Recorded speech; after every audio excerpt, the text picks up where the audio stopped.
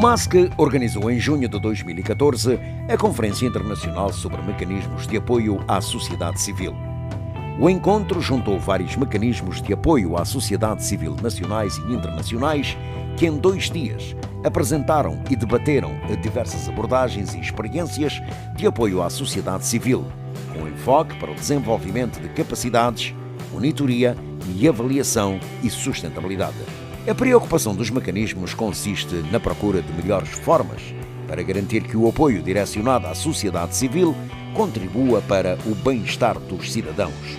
Apesar de, nos últimos anos, assistir-se em Moçambique a um movimento significativo de organizações da sociedade civil de diferentes dimensões que trabalham na melhoria da prestação dos serviços públicos e na governação, os resultados de seu trabalho não se refletem de forma efetiva no processo de formulação de políticas públicas que conduzam à melhoria das condições de vida da maior parte dos cidadãos. A primeira das 4 sessões contou com as experiências do Mecanismo de Apoio à Sociedade Civil, MASC, de Moçambique, o BREC de Bangladesh, o State Accountability and Voice Initiative, SAVE, da Nigéria.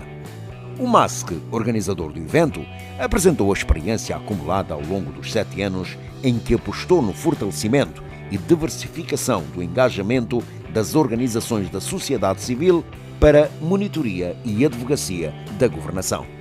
Ao longo destes anos, o MASC aprendeu, com base no contexto moçambicano, e conseguiu criar sua própria filosofia sobre boa governação. When we created MASC, we decided to try and change the whole way of thinking.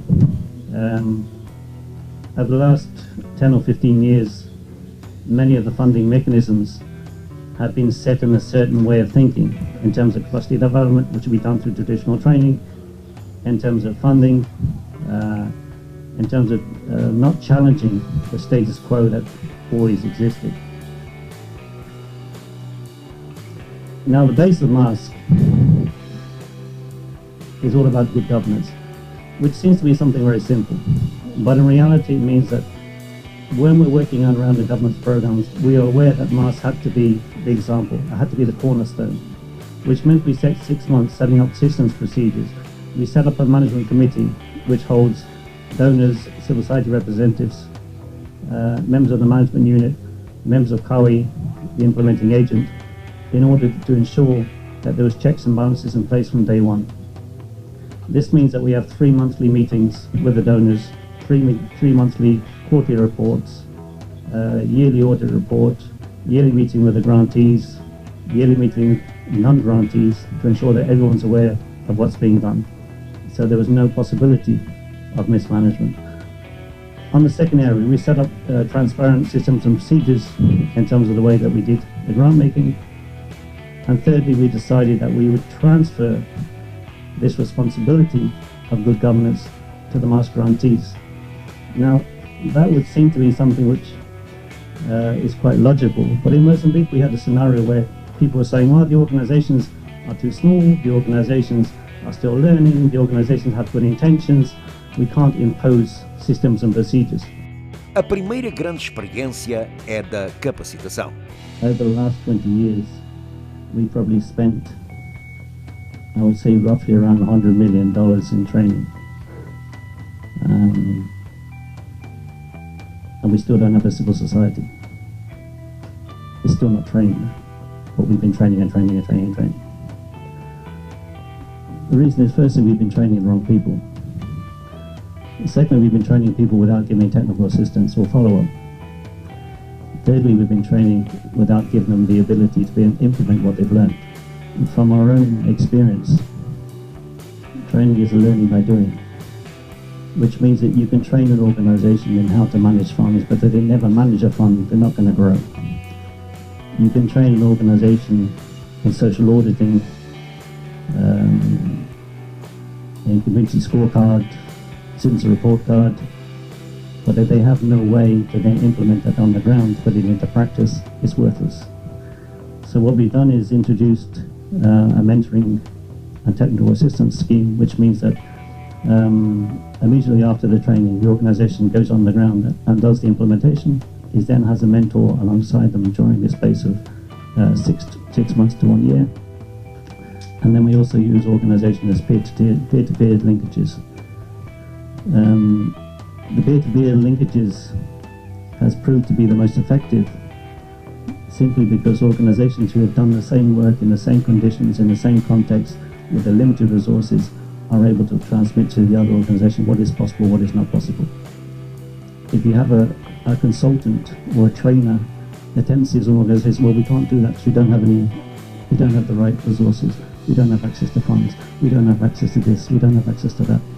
But if it's another organization in exactly the same context, they say, we've done it, here's the proof, you don't need that, just go and do it. And we had an interesting experience in the last visit I did to the provinces. A couple of years ago we had social auditing being done by organizations who were spending around about $10,000 to do a good social auditing program.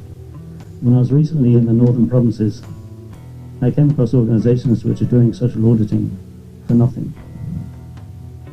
Yeah, zero cost. Why? Because they're at grassroots level. Why? Because they're linked to their target group. Why? Because it doesn't mean any extra force. So just having technical expertise, they're able to do the work.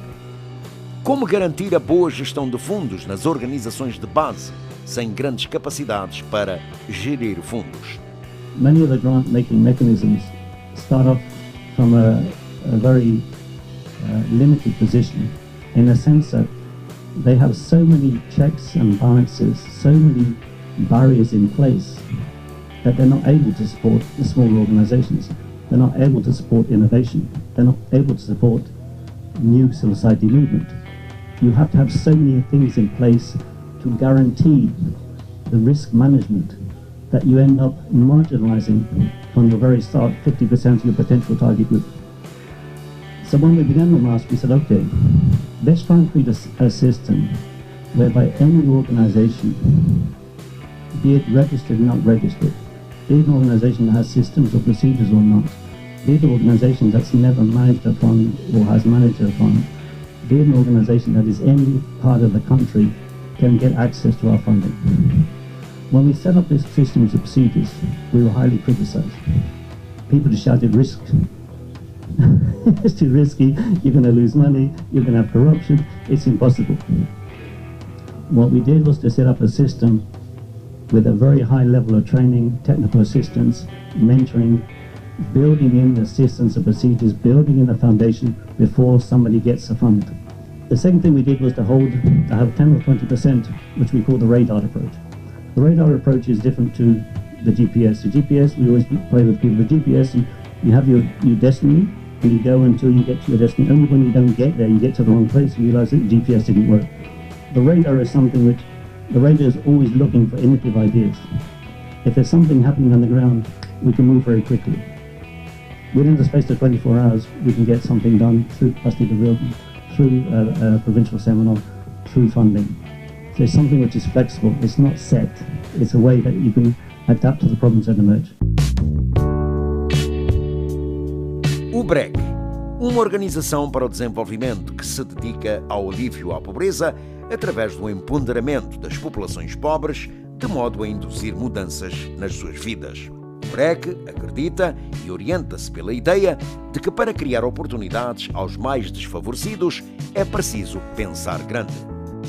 We cannot wait for the government to play its role, and civil society needs to come forward and think ambitiously as well to supplement and play a complementary role.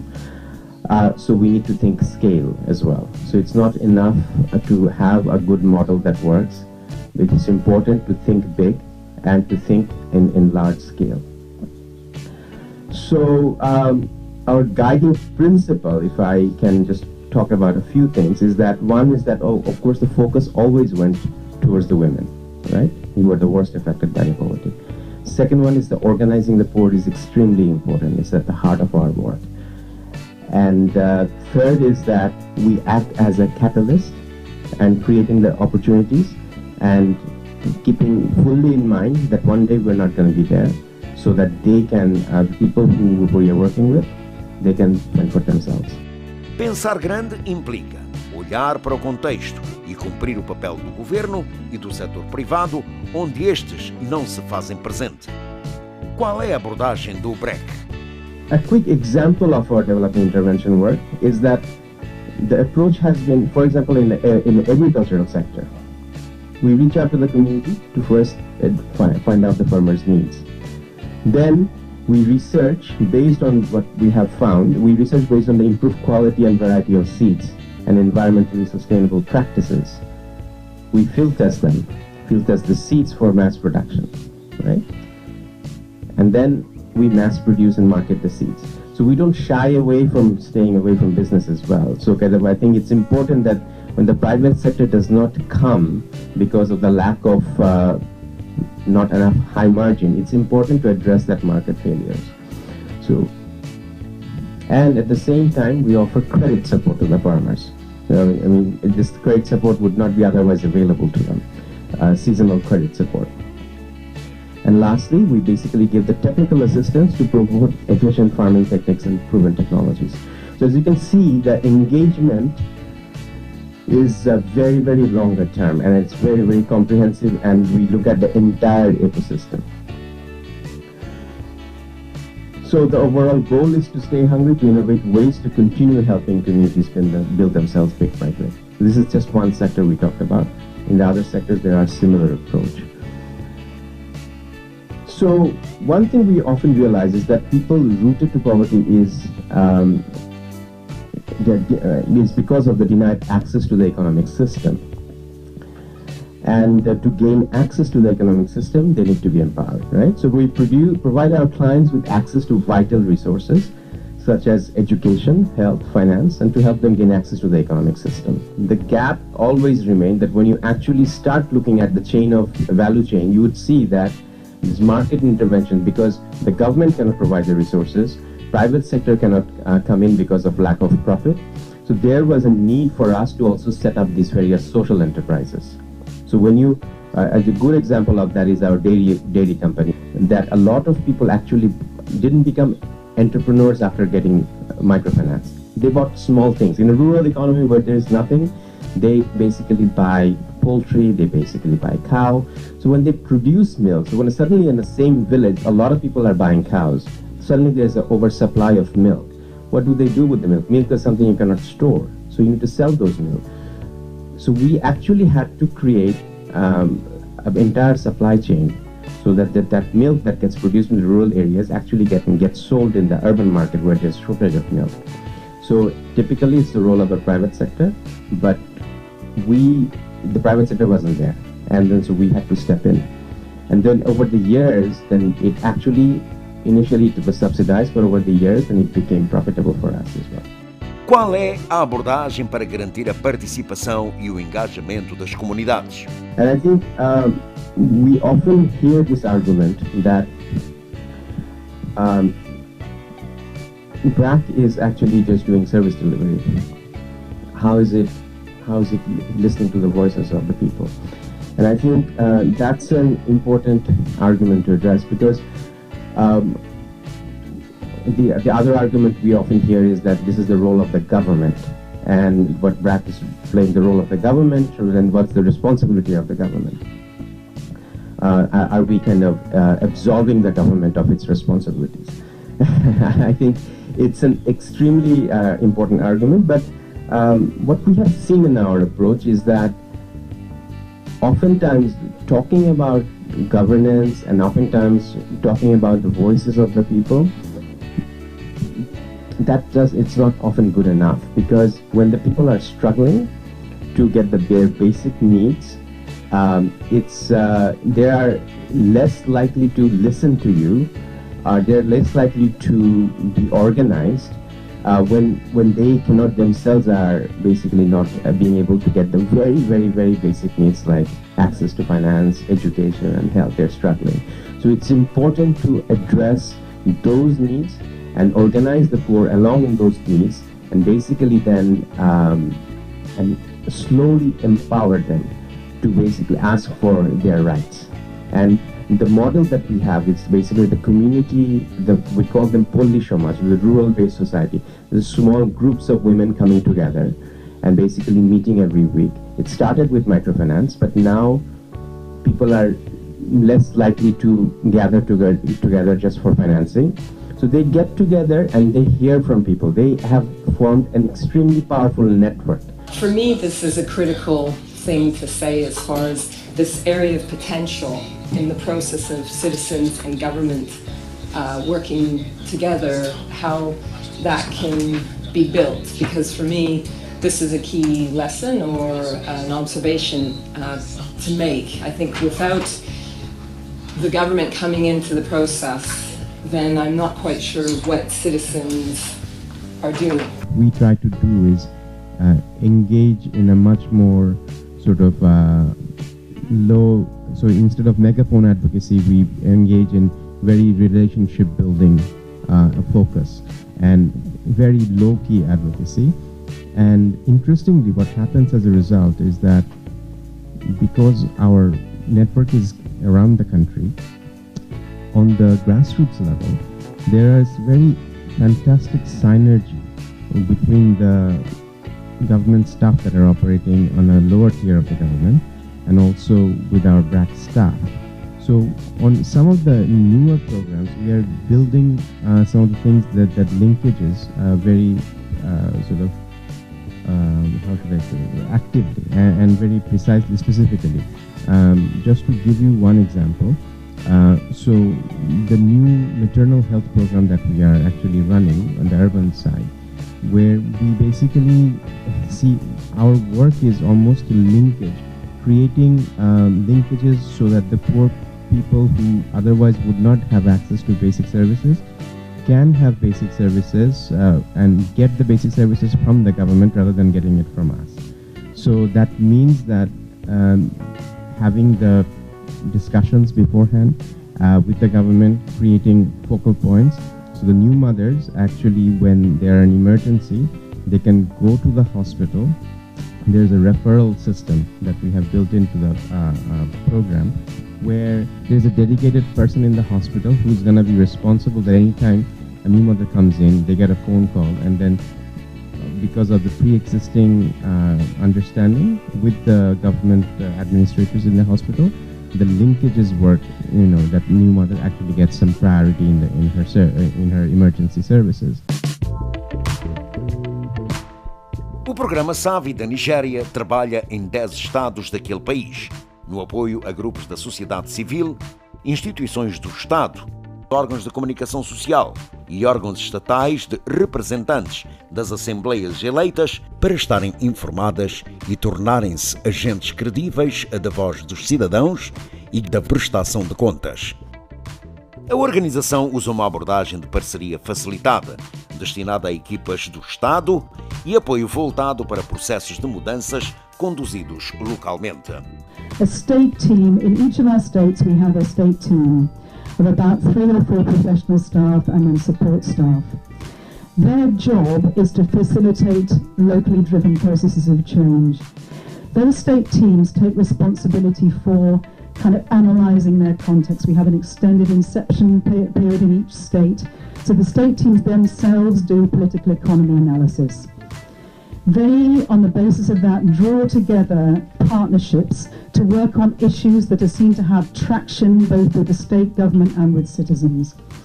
They then provide those partnerships, as well as media partners and state houses of assembly, with behind-the-scenes mentoring and capacity-building support. They broker relationships between civil society groups and citizens, between civil society groups and media houses and state houses of assembly, and between all of those and the state government. And they provide small amounts of seed funding in diminishing amounts to help these partnerships and partners pilot new ways of doing things, which they then draw on their own resources or other resources to build on. O programa SAVI iniciou em 2008 e detém um valor de $29 milhões para apoiar intervenções. Na sua filosofia, entende que as mudanças só acontecem se o governo e a sociedade trabalharem em conjunto. A organização não dá fundos aos parceiros e entende que as mudanças só podem ser conhecidas ao longo do processo. Por isso colocam ênfase na análise do contexto e não no alcance dos resultados dos projetos. A huge imperative on different staff to disperse money. And there's also a kind of ideology of every penny counts. We need to get that money out there to where it's going to make a difference. And in relation to voice and accountability programs, that often leads to a ceiling on the amount of money that can be spent on admin. And capacity building is often counted as admin. So in that context, people find their budgets for capacity building mentoring really seriously squeezed, and it's quite a problem. The second thing is that the increasing focus on results and value for money is in danger of trying to pin projects down and pin partners down so closely to achieving a set of pre-planned outputs that it takes away the kind of flexibility that you need to be able to think and act politically. If you've got an influencing, if you're distributing bed nets or building schools, you can set targets 2 years, 3 years in advance. If you're trying to influence something, you can't set your targets 2, 3 years in advance because you just don't know where the kind of momentum is going to be and where it isn't. So you need to be able to think and act politically, but if you pin down your outputs 2 years in advance, maybe you're doing the wrong things. And there's a danger then that you can deliver pre-planned outputs, which might be things like stakeholder meetings, radio programs, policy briefs or whatever. You can get your outputs, but actually do all of those things and not deliver any change. And also there's a danger that with these pre-planned outputs, that what you then is have the grantees are accountable to the donors for delivering those things, but they're not accountable to citizens. So there's a major problem around all of that. Our response to this is that we don't give grants in order to get away from the whole middle set of problems. Because we don't give grants to our partners have no results frameworks and they have no reporting requirements. So that means they are completely flexible to do what they want when they want to do it. So that's why we do it, but there's clearly other ways around these problems, and MASC, I think, is also grappling with aspects of this. Okay, Savi's theory of change. We have 5 outputs in our results framework. We have 2 to do with civil society partnerships, 1 to do with media partners, 1 to do with State Houses of Assembly, and 1 to do with lessons. Our theory of change is, in effect, the sort of horizontal axis of our log frame. So, and it sets out stages of change over time against, in sort of attitudes and behaviour against which we measure our partners. This is about trying to build on existing momentum for change. You know, Savi is not starting these processes in Nigeria. So it's recognising this issue that change is going to come from linking up reform-minded people in civil society with reform-minded people in government. So our state teams take up to a year investigating their context. Our state teams, I should say, are multidisciplinary. We often have people in our state teams who come from a government background or a media background or a CSO background, and they act as kind of neutral brokers. So they're trying to identify during their political economy investigation processes issues that have traction with the state government, something that the state government is on board with wanting to do. Then looking at where is civil society in relation to those issues, what's important to citizens. We do a lot of stuff through media, radio, phone-in programs, putting out to citizens these issues that the government is interested in. What does this mean to you? Who's doing things in your community? Who has credibility? Are you yourself doing something? Trying to identify possible partners to bring together that have credibility with citizens. On the basis of all of that, we bring together civil society partnerships on the key issues that have traction with government and traction with citizens. And we handpick partners on the basis of people that it's come out through these investigation processes have credibility with citizens. Those partners might be CSOs, they could equally be a community level activist, they could equally be retired civil servants, media reporters, all sorts of things. I particularly want to know much more about your experience around working with State House, because for us back in Sierra Leone, I see a situation where the government is trying to tackle the work of CSOs by creating subsidiary CSOs within the State House. So we call them the GONGs, Government Non-Governmental Organizations. So How is this experience? It helps greatly in our relationship with State House of Assembly that we are not a grant-giving organisation. So we're not, the typical way of supporting State House of Assembly or national governments is by either kind of pre-planned programs of capacity building or exchange visits, taking them to South Africa, taking them to wherever to see how another parliament is run. We're saying, we're not giving you any grants, we're not buying you any equipment, we're not doing anything. We're helping you to fulfill your own objectives to be better as a State House of Assembly. So it also doesn't go down the sort of their own NGOs line, because they're often set up to access that donor money, I think, as well. So because we're not bringing money to the table, we make that very, very clear from the outset.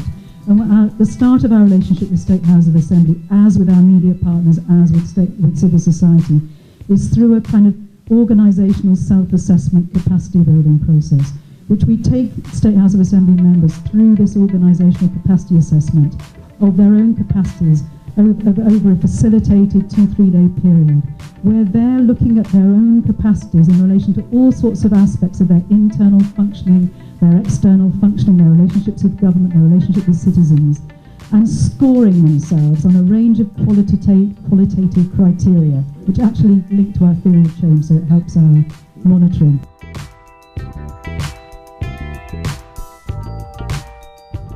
MASC, juntos pela boa governação.